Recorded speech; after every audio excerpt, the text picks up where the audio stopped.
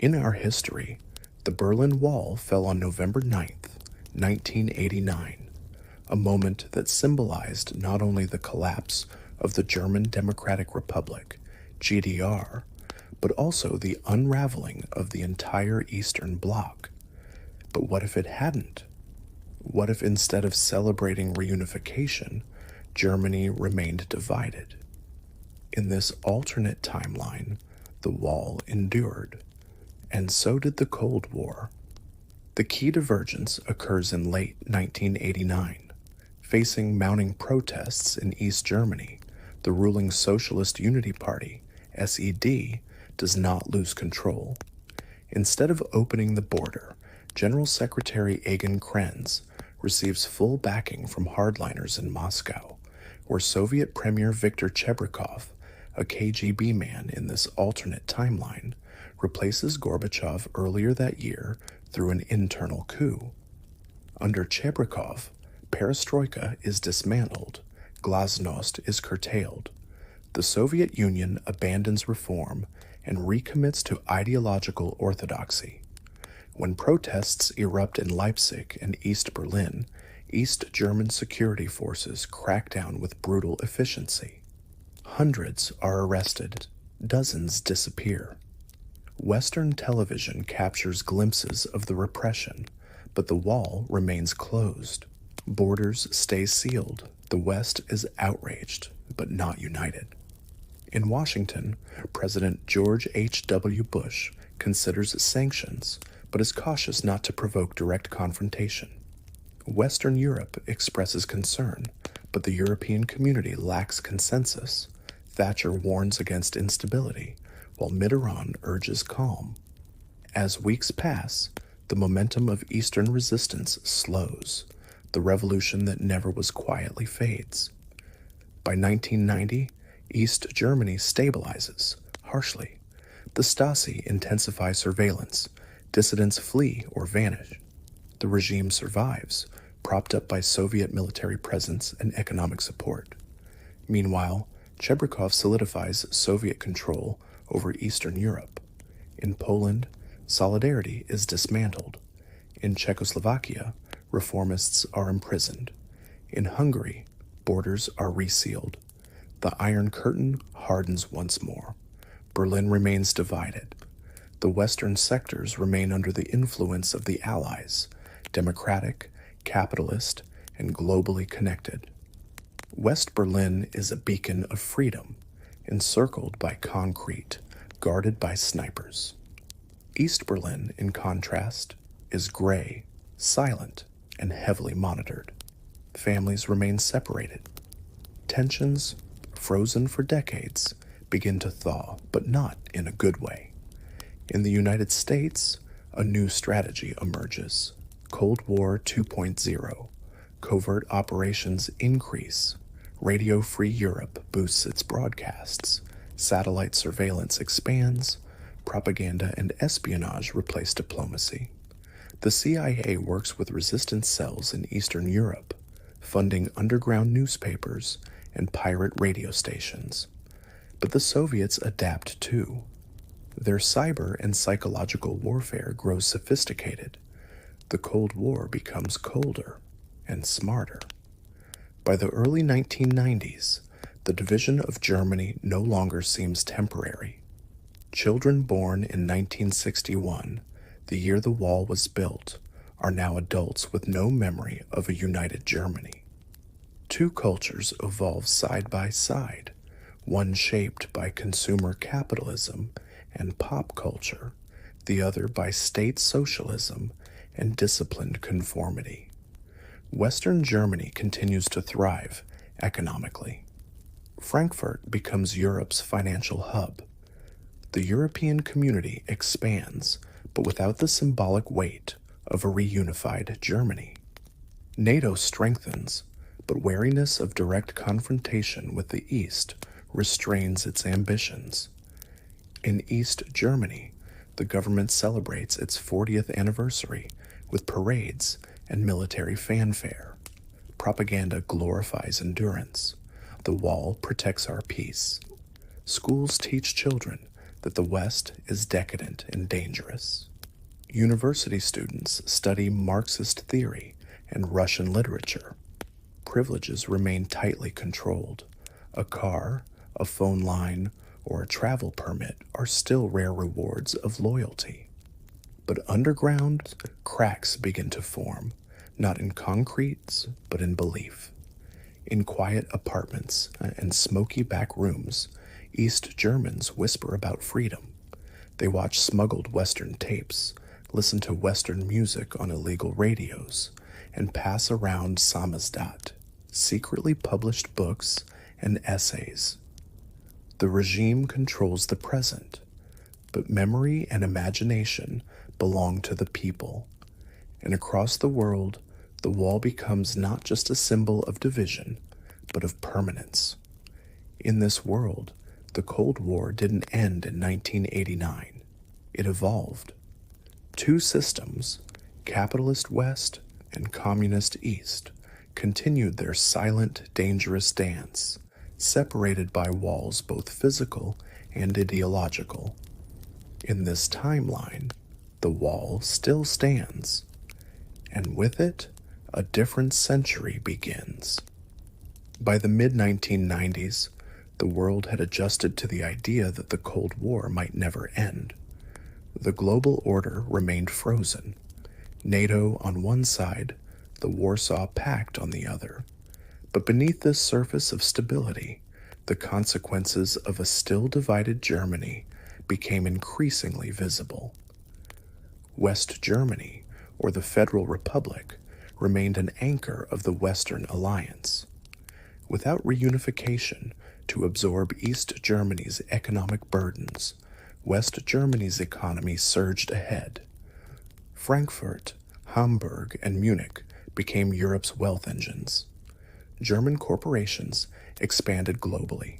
Volkswagen, Siemens, Bayer, unencumbered by the complexities of reunification. Berlin, meanwhile, remained a divided island of contrast. Its western half was cosmopolitan, lively, and increasingly symbolic. Artists, students, and intellectuals gathered there to explore the limits of freedom under the shadow of a wall. East Germany, the German Democratic Republic, persisted as a rigid surveillance state. The SED, bolstered by continued Soviet backing, pursued internal consolidation. Repression intensified, but so did propaganda. Stability through strength became the regime's slogan. Citizens were promised security, housing, education, and full employment in exchange for silence. The Stasi grew even more sophisticated, employing early computing systems to catalog dissidents and track movements. Cultural isolation grew deeper. Western books, films, and media were banned outright. Children learned a highly curated version of history, one where West Germany was a failed capitalist experiment, and the wall was a protective barrier against imperialism. School murals depicted smiling factory workers, heroic soldiers, and socialist youth waving flags. Loyalty to the state was measured, rewarded, and demanded. But something had changed. The generation born after 1970 had never seen the Berlin of unity, yet they were increasingly aware of what lay beyond the wall.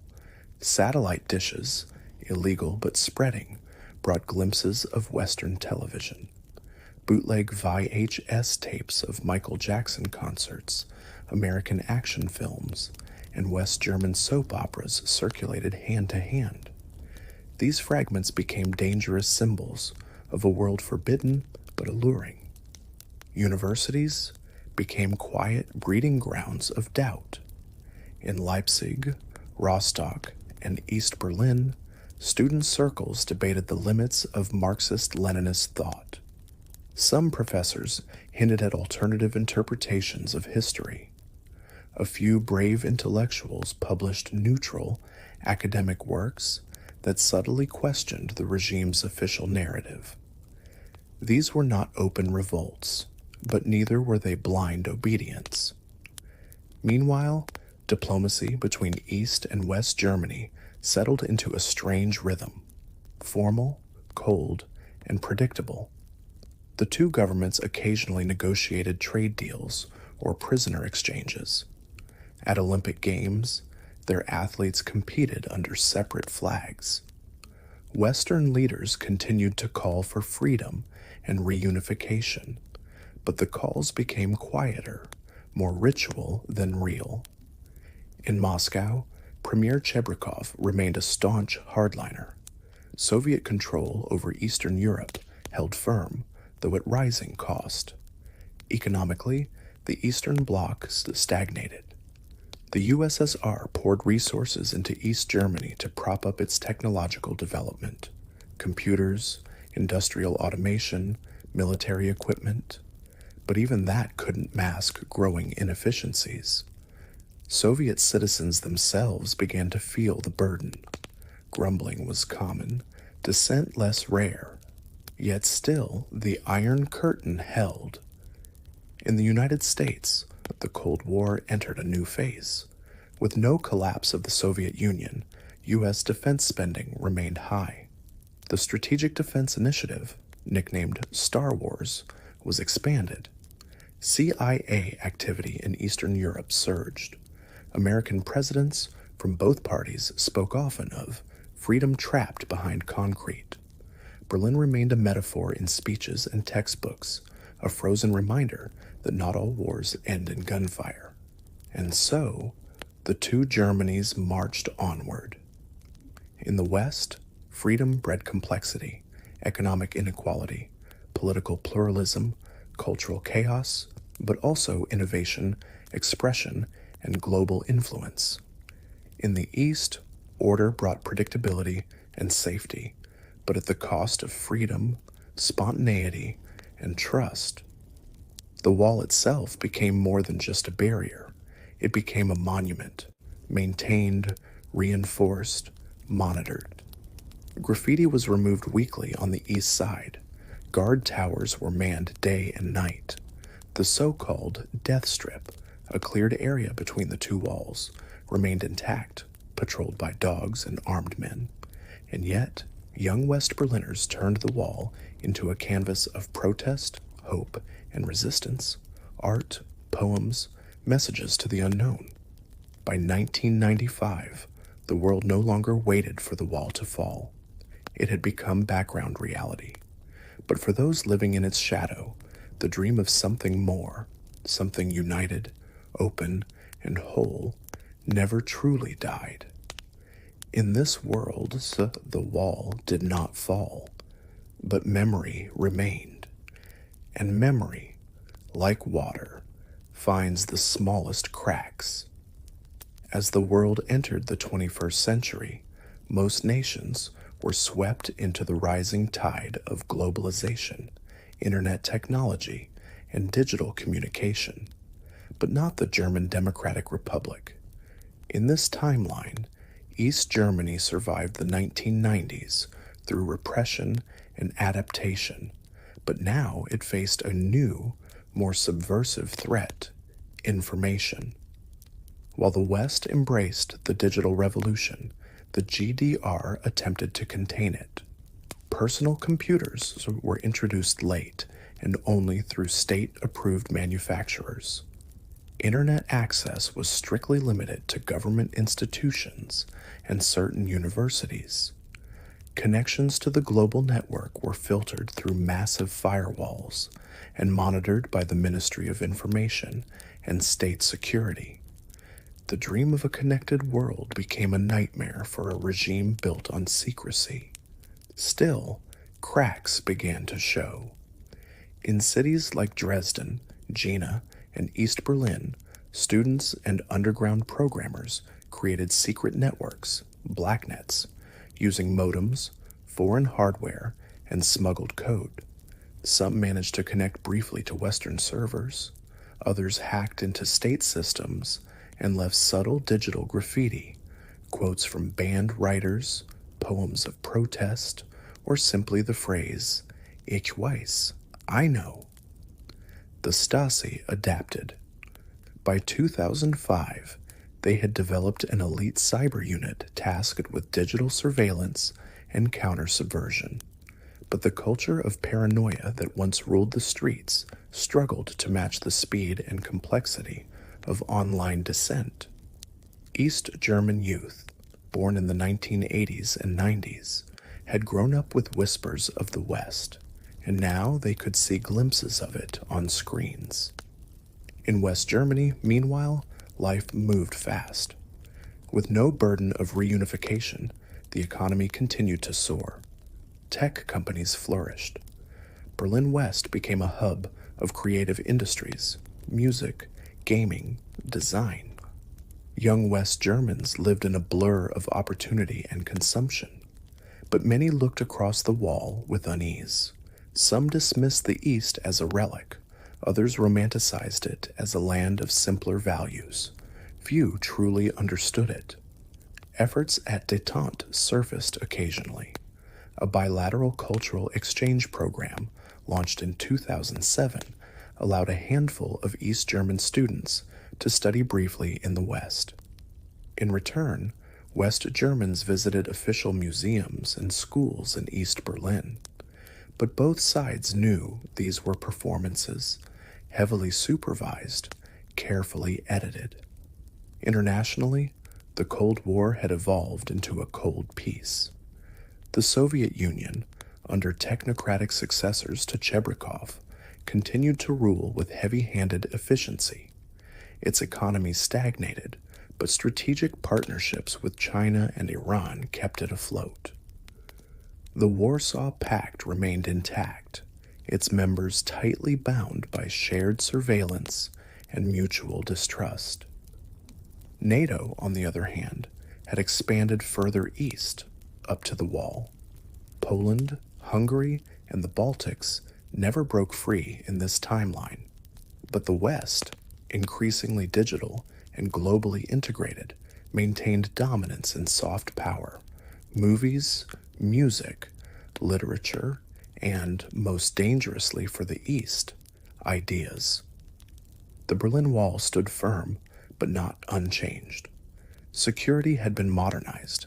Cameras replaced snipers, drones hovered overhead, AI-assisted facial recognition monitored movement. Still, its symbolic weight had dulled. Tourists in West Berlin took selfies near its graffiti-covered surface. Artists projected holographic light displays onto it. Activists held candlelight vigils along its western edge every November 9th, now a day of mourning rather than celebration. But inside East Germany, something unexpected occurred. A movement grew, not loud, not coordinated, but quiet and persistent. It wasn't calling for revolution, but for reform. Within government circles, younger bureaucrats began to push for modernization. They cited falling birth rates, declining productivity, and brain drain to the West. They advocated for a new socialism, transparent, digital, human. Their ideas were limited, vague, and heavily censored, but they were real. State media responded with patriotic documentaries, praising the enduring strength of the wall and warning against ideological infiltration from the West. But the old rhetoric rang hollow to a new generation raised on forbidden images, whispered songs, and fractured truths. In 2009, on the 20th anniversary of the wall's survival, East German authorities staged a massive military parade. Tanks rolled through Karl Marx Alley. Fighter jets screamed overhead. Children waved flags in perfectly choreographed formation. But behind the cameras, on the edge of the crowd, a small group of students wore black armbands and stood in silence. They did not shout. They did not run. They simply stood and were arrested quietly without resistance. Later that year, encrypted footage of the arrest leaked online. Within days, it spread across West German forums, then Western news outlets. It became the most watched video of the year. 6 students, heads held high, being led away by silent officers in gray uniforms. The world watched, some with outrage, others with weary resignation. But within East Germany, it sparked a quiet shift. The regime remained strong. The wall still stood, but the story was no longer fully theirs to control. By the 2010s, the Greater German Divide, once seen as immutable, had begun to strain under its own contradictions. The Berlin Wall still stood, clean, modernized, and heavily patrolled. But the real walls, the ones of ideology, control, and information, were showing deep cracks. East Germany's leaders maintained the facade of strength. Official statistics boasted full employment, zero crime, and perfect literacy. State media flooded airwaves with images of happy families, efficient factories, and disciplined youth. But the people no longer believed so easily. Whispers of change turned into murmurs. Smartphones had become a quiet revolution. Despite restrictions, millions of East Germans now owned state-approved models, sealed, firewalled, and monitored. But even within this controlled ecosystem, encrypted apps and black market SIM cards had made their way in. A generation born after 1990 had grown up with technology in their hands and used it differently than the regime intended. In Leipzig, secret podcasts analyzed Western philosophy. In Erfurt, graffiti returned, not crude slogans, but QR codes leading to banned documentaries. In East Berlin's universities, students debated Kant and Foucault under the guise of literary theory. The youth didn't shout in the streets, but they remembered. The authorities responded with a mix of old and new tactics. Traditional censorship continued. Books disappeared, professors were dismissed, travel permits revoked. But the regime also evolved. They launched their own social media platform, VOKSnet, a monitored space of patriotic posts, state-approved art, and subtle surveillance. It became mandatory for students and government employees. But the strategy backfired. Within a year, VoxNet was flooded with ironic memes, layered double meanings, and subversive art passed off as state loyalty. The Ministry of Information responded with automated takedowns and propaganda bots, but the population had learned to read between the lines. Humor, once suppressed, returned as a political weapon.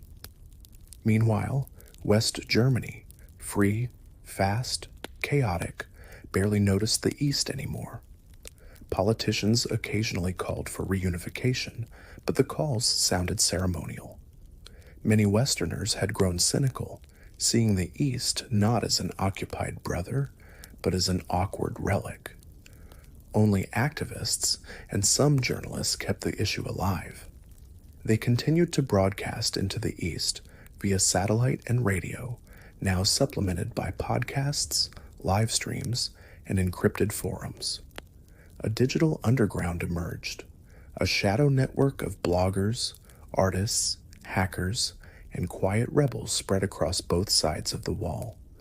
They didn't share a flag, but they shared a question. Why does this still exist?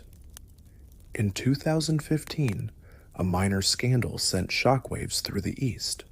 A former high-ranking Stasi officer defected to the West and released a cache of documents.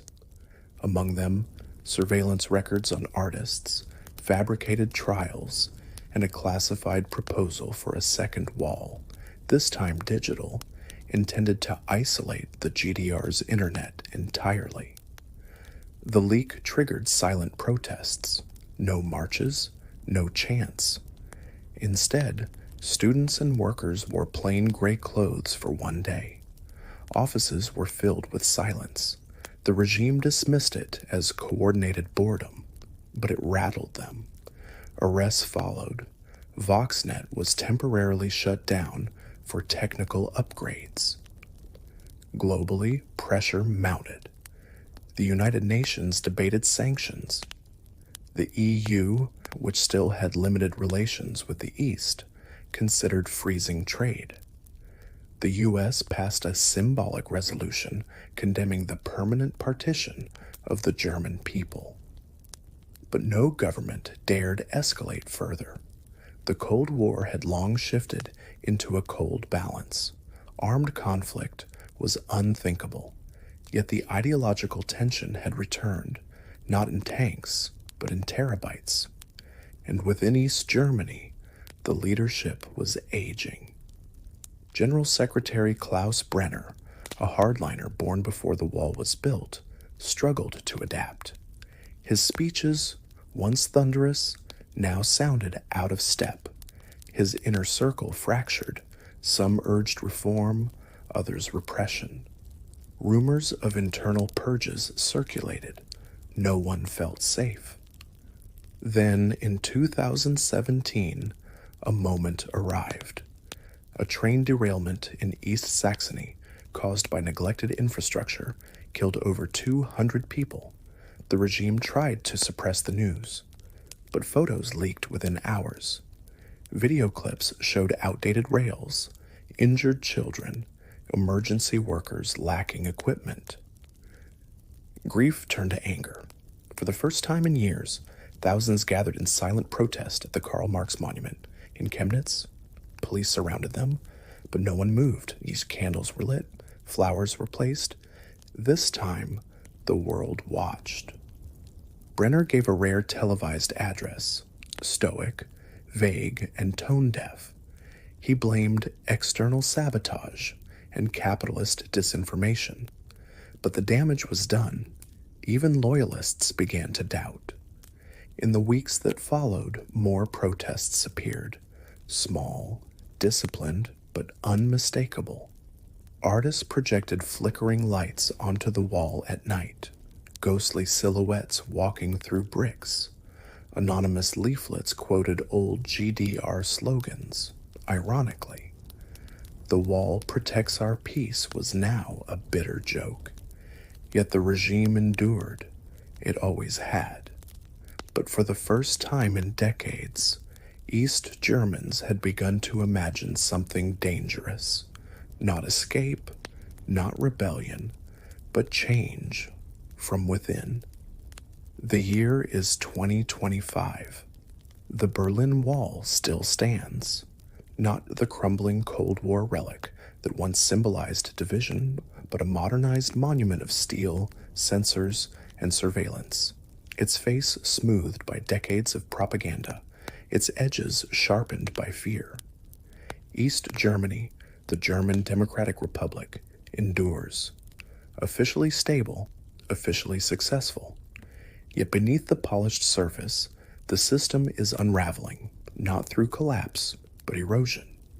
General Secretary Klaus Brenner died suddenly in late 2023. The official announcement cited heart failure during patriotic duty. Rumors suggest a palace coup.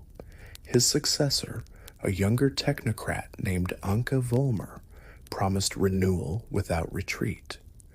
Her speech, broadcast across the GDR, struck a different tone, less militant, more pragmatic.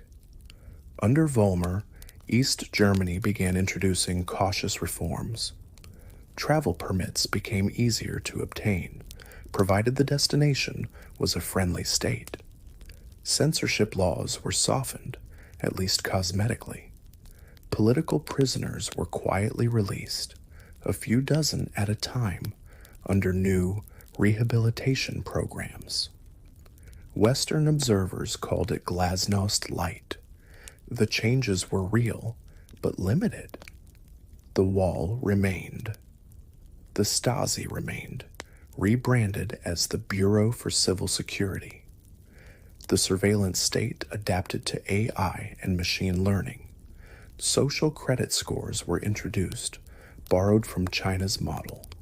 Every citizen now had a digital reputation, calculated silently, adjusted daily, never questioned, but culture proved harder to manage. The youth of East Germany had grown up with too many cracks in the wall, metaphorical ones. They listened to banned music via VPNs. They watched Western shows in dubbed copies or subtitled leaks. They knew the truth about Tiananmen, the Gulag, and yes, even the Holocaust, once a forbidden topic in Eastern textbooks. More dangerously, they began to ask about Germany itself. Why are there two? Why did the wall never fall? Why is our history different from theirs? These questions didn't erupt into revolution, but they rippled in schools, in dorm rooms, in silent glances during official parades. By 2025, the two Germanys were no longer just politically separate. They were civilizationally distinct.